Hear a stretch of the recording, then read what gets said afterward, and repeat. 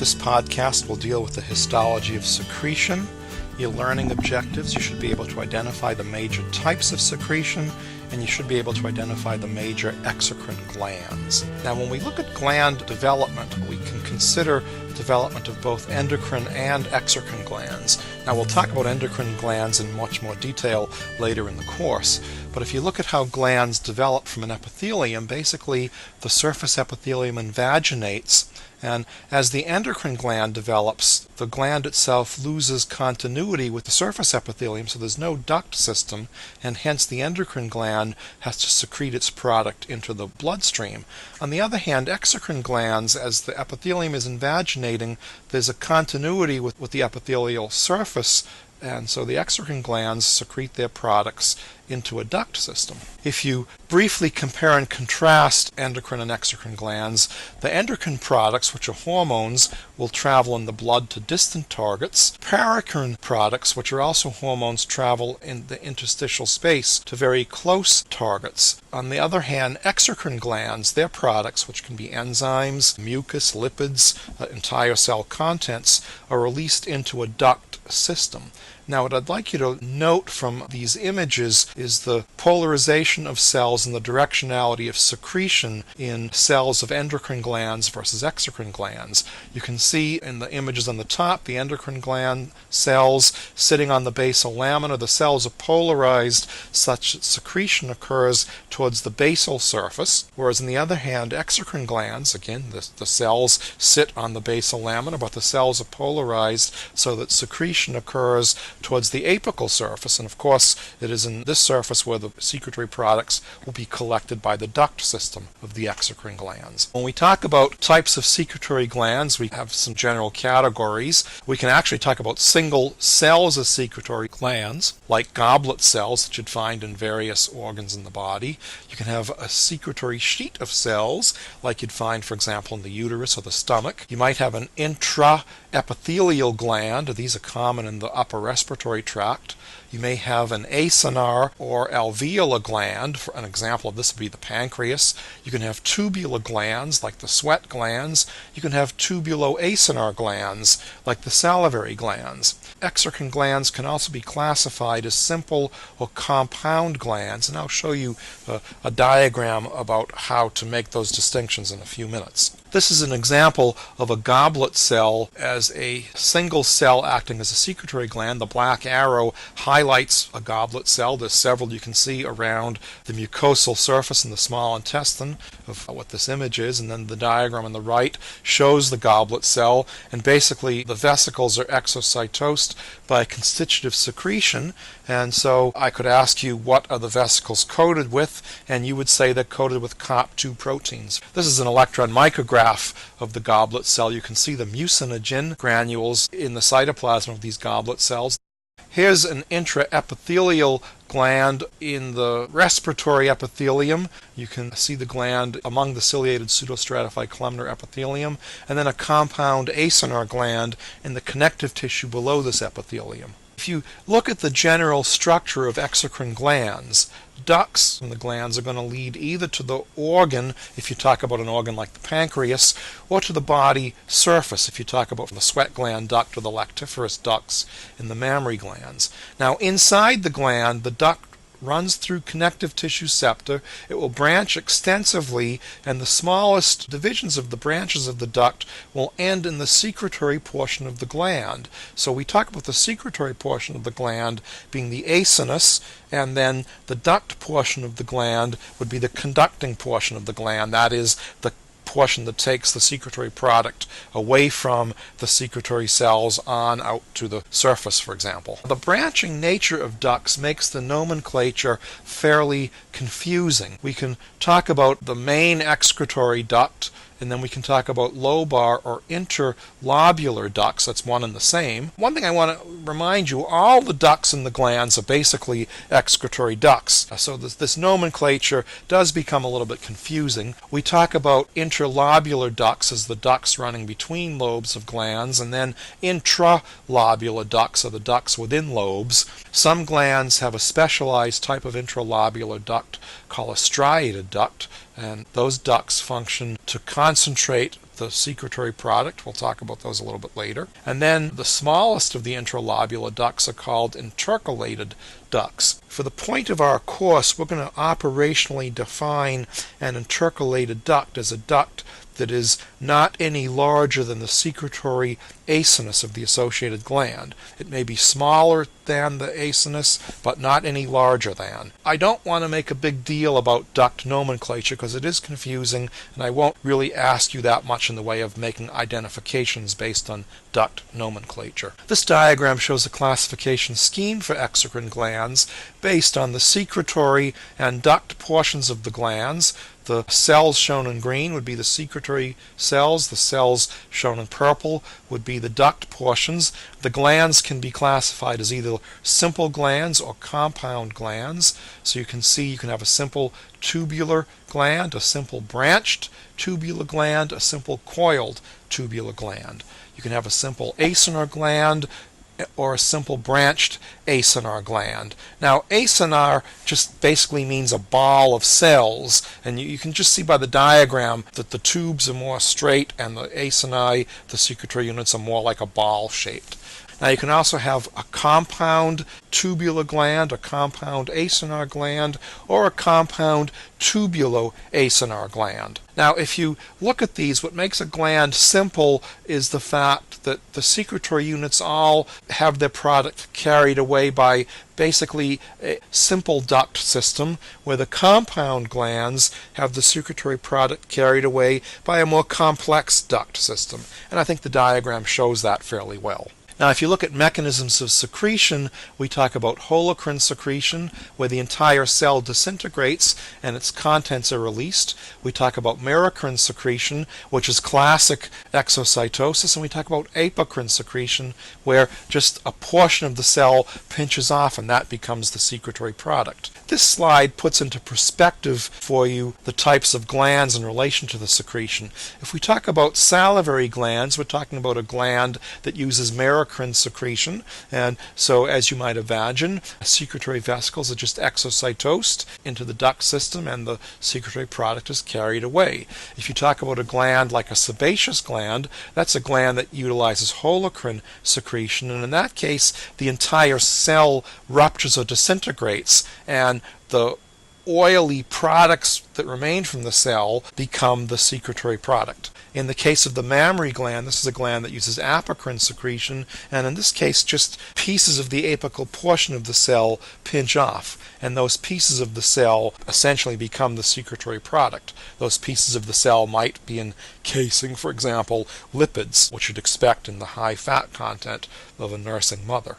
If you look at the type of product secreted from glands, we can talk about mucus glands, and those are glands that secrete a viscous polysaccharide and glycoprotein. The product within the cell packaged within vesicles is called mucinogen. The mucinogen vesicles are secreted, and when they're secreted, you have a mucin product. Mucin combines with water to form mucus. Mucus glands would be, for example, the mucosal glands of the oral cavity. Surface mucous cells of the stomach would be an example of glands that are mucus-secreting glands. Serous glands secrete a watery, salt, and protein-rich product that oftentimes has enzymatic activity. The product is stored within the cell as zymogen granules. You recall we talked about secretion in an earlier podcast, the relationship of zymogen granules to secretion. Typical serous glands would be the parotid glands, the exocrine pancreas, chief cells of the stomach. All use serous types of secretion.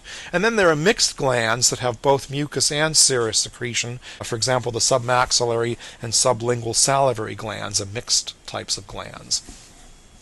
Now this diagram just shows the organization of a gland.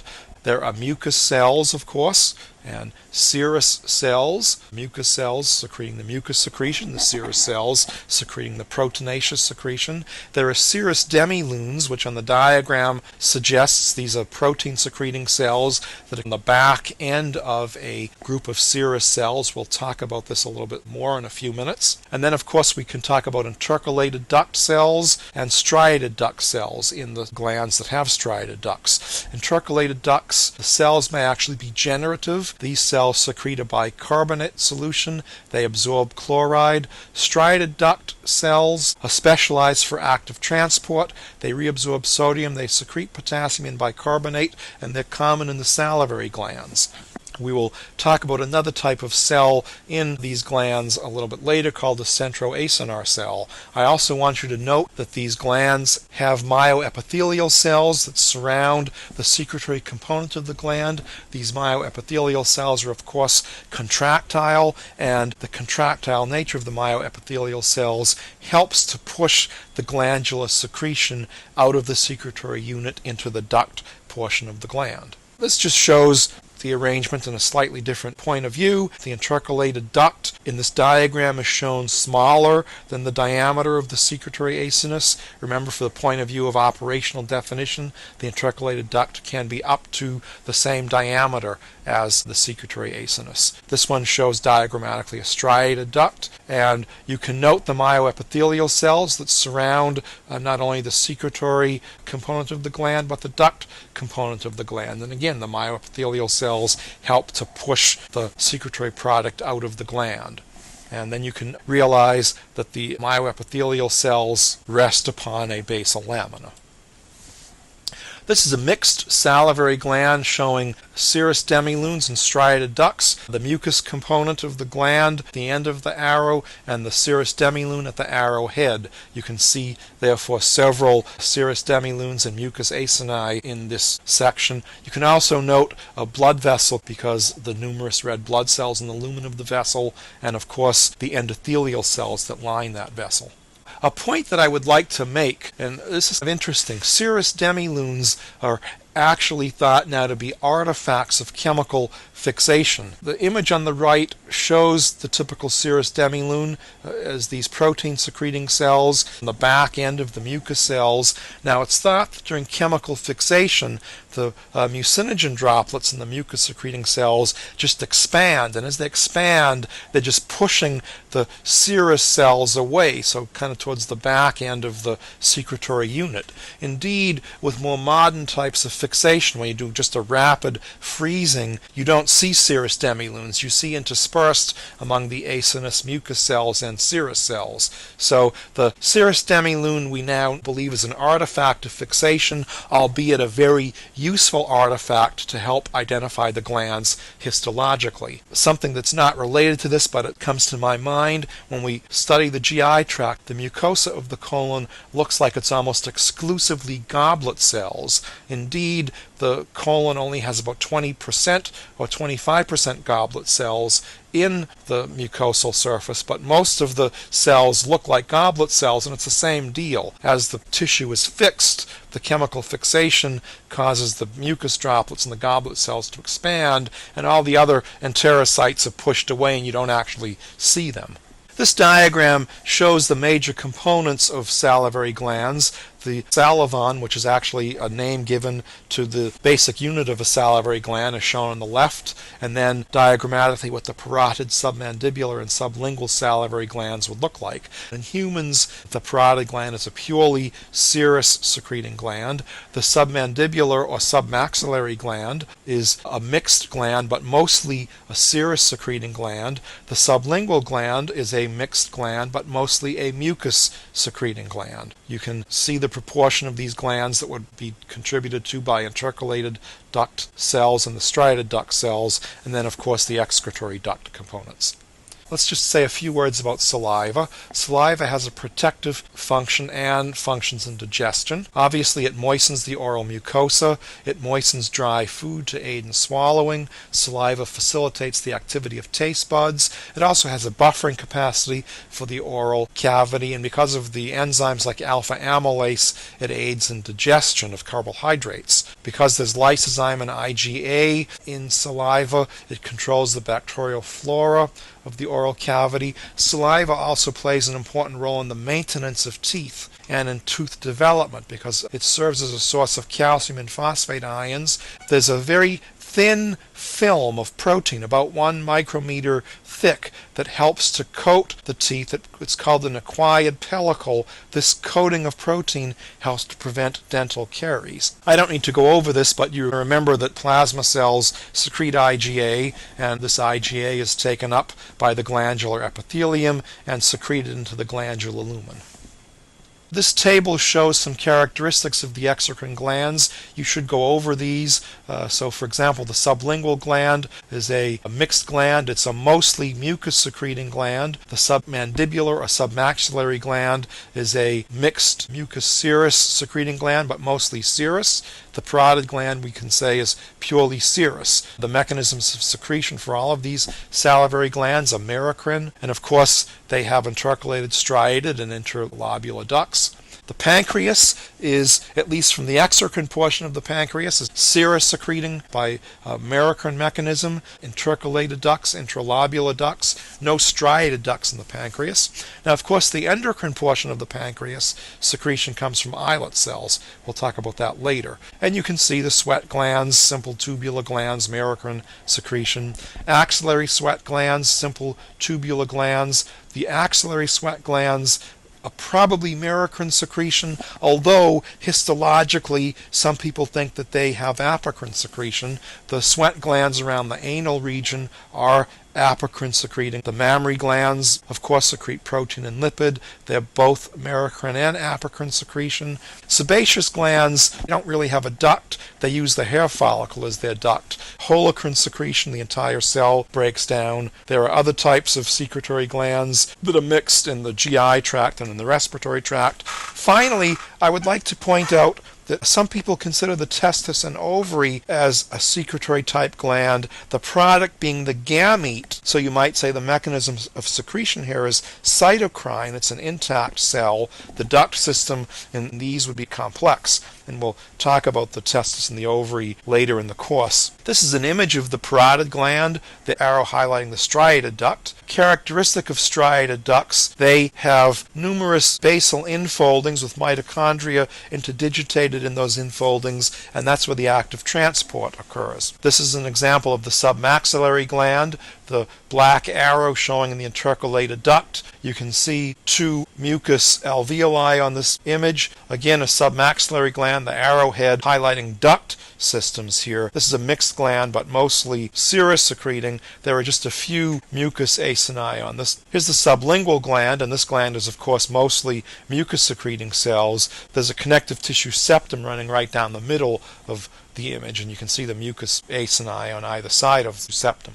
Here's the pancreas, highlighting the islets of Langerhans and an intercalated duct. You can see numerous secretory acini, and then highlighted here is a centroacinar cell. The centroacinar cells are cells that make up the very smallest portions of the collecting duct system. Basically, the secretory cells all come together at the apical boundaries, and they secrete into an apical canoniculus. Well, then the duct system begins to form in association with that apical canoniculus, and the centroacinar cells would be the very smallest divisions of the intercalated duct system in these secretory organs. This is just another view of the pancreas. You can see nicely the secretory acini. You can clearly see the zymogen granules highlighted in the secretory cells. You can see some profiles of intercalated ducts on this image, and you can even see some small blood vessels. And another view of the pancreas showing the nice secretory acini, intercalated ducts, and then on the left side of the field a larger excretory duct in the pancreas surrounded by a lot of connective tissue. Here are some apocrine sweat glands from the axillary region of the body. Some histologists consider these apocrine secreting. Most people consider that they have merocrine secretion. But if you look at the apical boundary of the cells, you almost get the impression that the apical portions of the cell are breaking off. So this is why some people call them cells that utilize apocrine secretion. Here are sebaceous glands, and the image on the right is a little bit higher power of the sebaceous gland. The image on the left is just to show you that the sebaceous glands use the hair follicle as their duct system. Here is a sweat gland. This is deep near the junction between the dermis and hypodermis in the skin. You can see the secretory portions of the gland and the duct portion, which is a double cuboidal. This duct portion actually would course all the way through to the surface skin. And finally, the last slide just shows a view of the trachea. You can see the ciliated pseudostratified columnar epithelium, but you can see goblet cells interspersed with the other epithelial cells. These goblet cells would be individual secretory cells in the trachea.